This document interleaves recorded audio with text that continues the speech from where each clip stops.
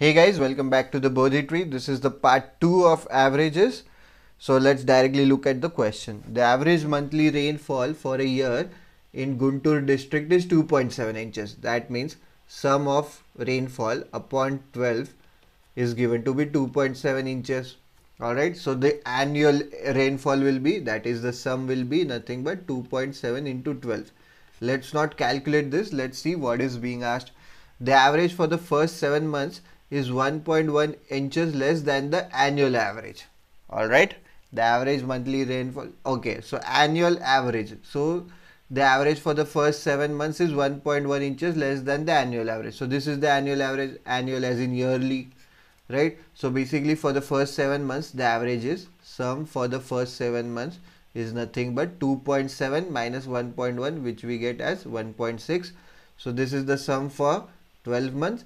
This is the sum for 7 months. So sum 7 is nothing but 1.6 into 7.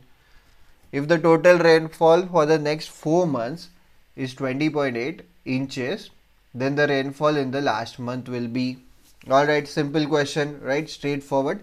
So this is for the 12 months. This rainfall is for the 12 months. So if we multiply this, what do we get? 12 sevens are 84, 12 twos are 24, 32. 32.4 is the annual rainfall, right? The total rainfall. Alright, so if I multiply this, 16 sevens is 112, 11.2. So this is for the first 7 months. So if I draw this timeline, so these are total 12 months, right, for which the total rainfall is 32.4.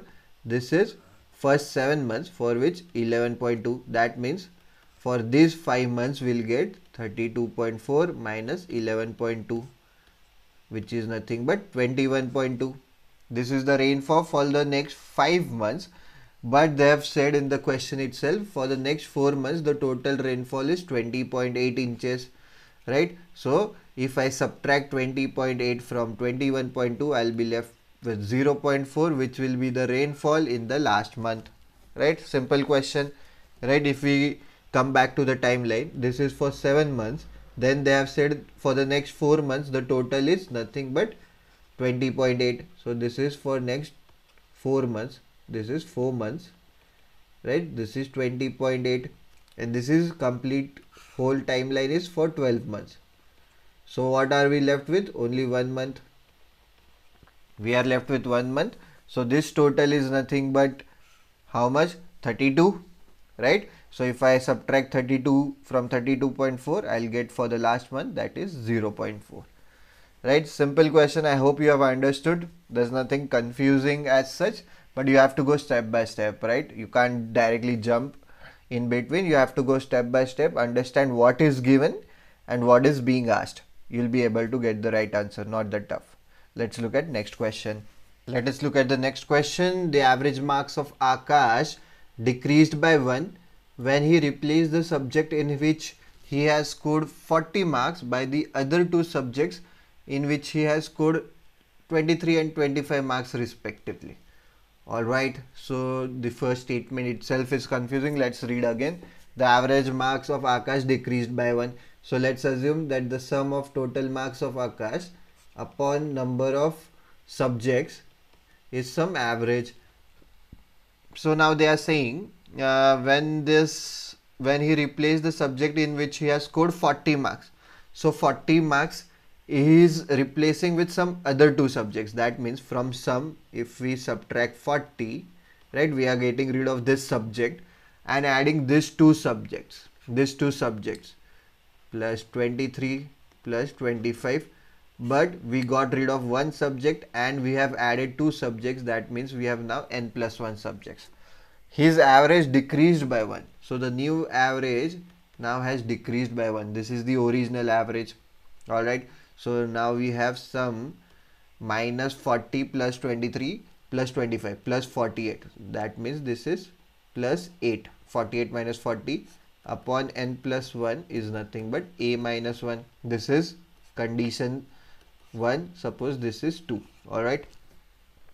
Later he also included 57 marks of computer science then the average marks increased by 2. Alright, average marks now has increased by 2. He has added 57 marks of computer science. So now sum plus 57 plus 8, that means 65 upon n plus 2, and the average marks have now gone up by 2. So a minus 1 plus 2 is nothing but a plus 1. Alright. So now what is being asked? How many subjects were there initially? Alright, so we'll do one thing, right? We have three equations, 1, 2 and 3, and we have 1, 2, 3, three unknowns we'll be able to solve. So what we'll do is we'll replace sum with an, right, in both the conditions. So we'll have only a and n variables, and we'll be able to find out a as well as n. So what have they asked? They have asked us to find out n, how many subjects were there initially. Alright, let's see how to solve this. Well, let's cross multiply the first equation. So an plus 8 is nothing but an plus a minus n minus 1. Alright, an gets cancelled. Let's take minus 1 to the other side. So we have 9 is equal to a minus n. Similarly, we'll do the same thing for this equation. So we have an plus 65 is an plus 2a plus n plus 2. Alright, again similarly an gets cancelled.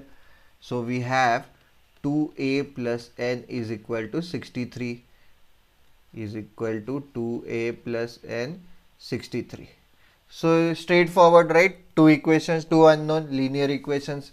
Add these two, will get 3a is equal to 72. We'll get a is equal to 24. So if a is equal to 24, n is equal to, if I substitute here, 24 minus 9, which is nothing but 15. So the total number of subjects initially, that is n, is nothing but 15. Right? I hope we went a little quicker in this question. I hope you have understood what we have done, right? There's nothing, right? Initially we thought the question might be a bit confusing, but straightforward. They had given us information. Whatever information was given to us in English, we converted that information into mathematical equation. So first we found that the total number of marks, let's assume that to be sum upon n is equal to average, right? Average score per subject. And then they had given that if he replaced one subject in which he had scored 40 with two other subjects of 23 and 25 marks, that is what we have done here. The total number of subjects naturally goes up by 1 because he is replacing one subject with two subjects, and they have said that the average goes down by 1, right? So we have followed the steps, we got the answer.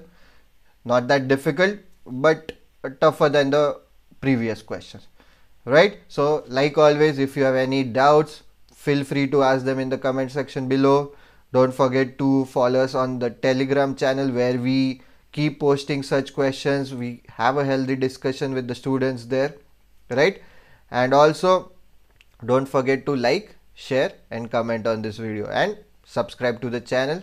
Thank you for watching. See you next time.